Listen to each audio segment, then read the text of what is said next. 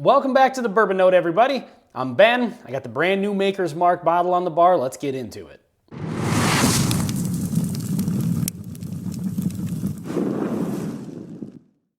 So on the bar tonight, I've got, bam, this is Maker's Mark The Lost Recipe, 2nd edition.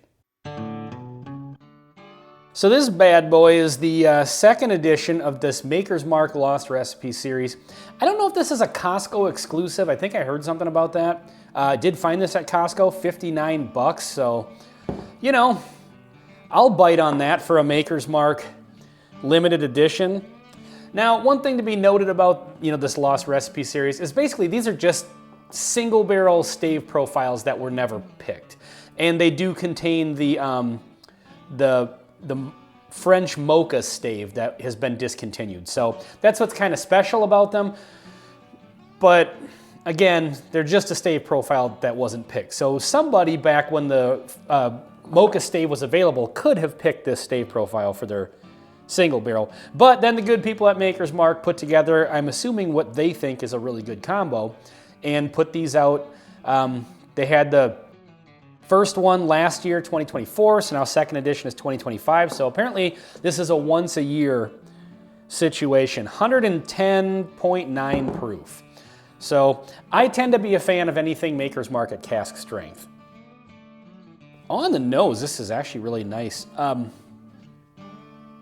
It's rather nutty, to be honest. It's kind of nutty. It has a really nice shortbread note to it that is kind of typical with Maker's products. A lot of times on Maker's cask strength products, I'll tend to get a bit of a tobacco note, like a pipe tobacco note.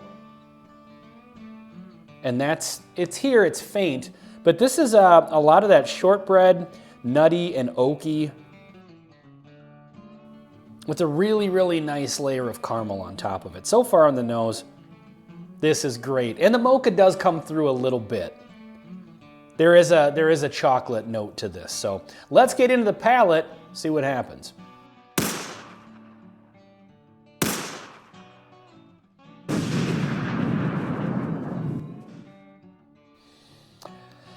So just based on that first sip, that was the first sip of this I've ever had, this might be one of my favorite Maker's products of all time. That's excellent. Super, super rich. Really, really rich, dense flavors. There's a great balance of sweetness with spice. Obviously not rye spice because of wheated bourbon, but like that barrel char, tannic oak spice. The stave influence is really, I think, really, really nicely balanced on this one. Now, I will say this. Maker's products with the stave profiles, like the limited editions that they put out, those are all stave profiles too. I feel like they tend to be divisive in the sense that people definitely have ones that they really like and ones that they really don't like. And I've said this before, I've never really been in the camp of having any that I really don't like. I think these all are similar enough. Now, there are obviously different nuances because they have different finishing staves in them, but I think they're similar enough that I can't imagine finding one that I just absolutely don't like. I just don't think the flavor profile drops off that dramatically. Like I said at the beginning, I kind of like anything cask strength that Maker's Mark puts out. And so there are definitely ones that I like more than others, but I've just never found one that's so out of left field that I actually dislike it. But that being said, this one, going off of memory here, yeah, that first sip, going off of memory of the other ones that I've had, I mean, this one is just a banger. Let's get into the second sip, pick this apart a little bit more. All right, so cutting away there, I had another sip of the 2025 here. I decided to bust out the 2024, do a little side-by-side here. But it dawns on me that I don't think I read off the stave profile on this one. So let's get into it here. On the Edition 2, 3 Baked American Pure 2, 4 Maker's 46, 3 Roasted French Mocha. So that's that one. And then on the 2024 is 1 Baked American Pure 2, 3 Seared French Cuvée, and 6 Roasted French Mocha. So these are quite different in their stave profiles. On the second sip, just sticking with the addition 2 here, yeah, that's just, this is excellent. I love this.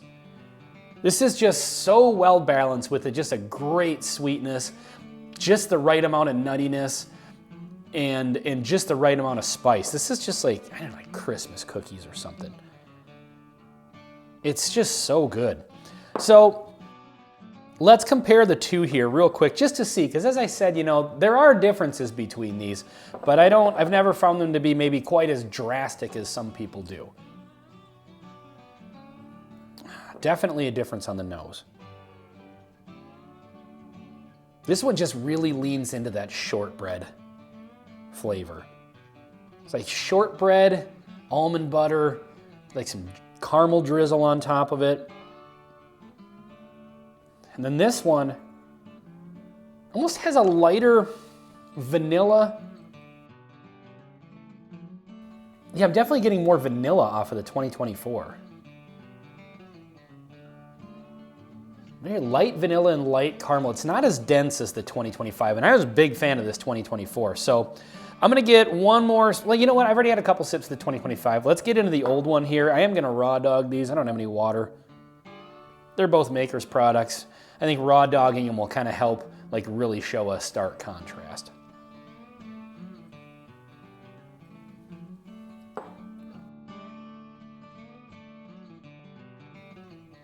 Interesting, much more black pepper on the 2024. Definitely has a really nice oak presence to it from the staves, I'm assuming. But yeah, a really nice black pepper note, but it's got the standard caramels and vanillas. More vanilla heavy on this one. Let's get into the 2025 again. Yeah, that 2025 is actually better, and I really like both of them.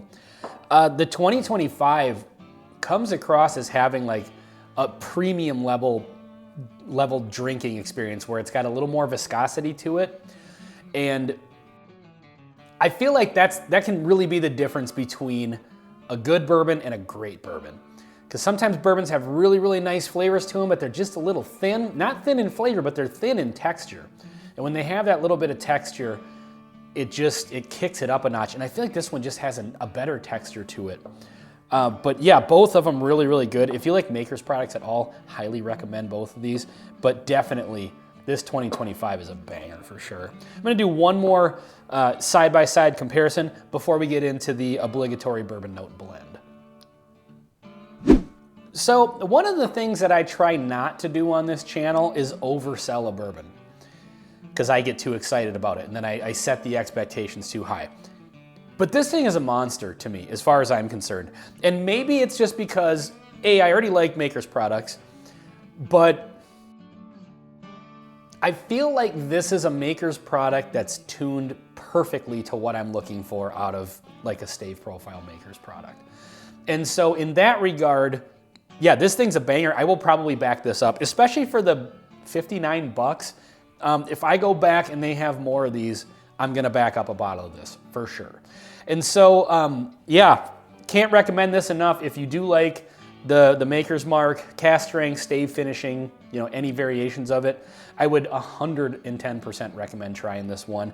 And again, I don't know if it's a Costco exclusive. If it is, then hopefully the price is as good as the price is here. But at the $59, first bourbon of the day, promise, $59 price point, that's a buy all day.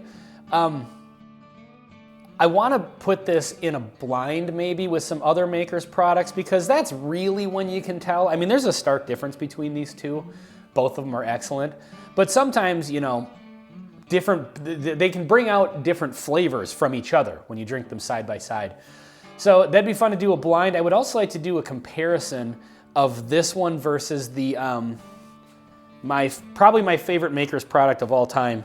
It's the 2019 Private Selection. It's the Rob Samuels Private Selection. These came out in 375 bottles in like a 3-pack gift pack from Costco, where they had, you know, this one was 2019, and then they had the cast strength 46 regular cast strength, and they did a 2020, 2021. So I love this bottle, and I only have this 375 of it.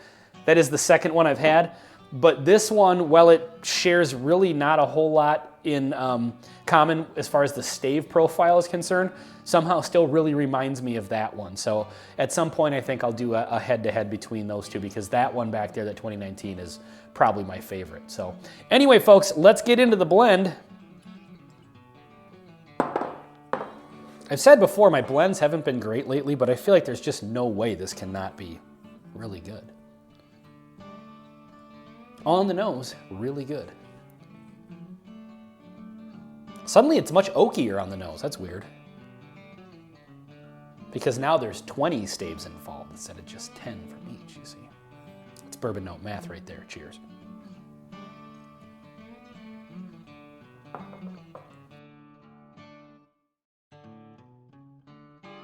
It's really nice, but I feel like all my blends lately have like taken, like you blend them together and it just kind of takes that little edge off.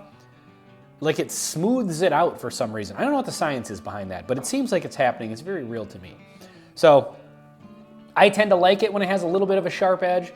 But anyway, I mean, the flavors are great. So yeah, if you have these two, blend them together, let me know what you think. And if you have these two, that means you obviously have this one. Let me know in the comments what you think of this. Am I overselling it? Because I think this is just an absolute banger.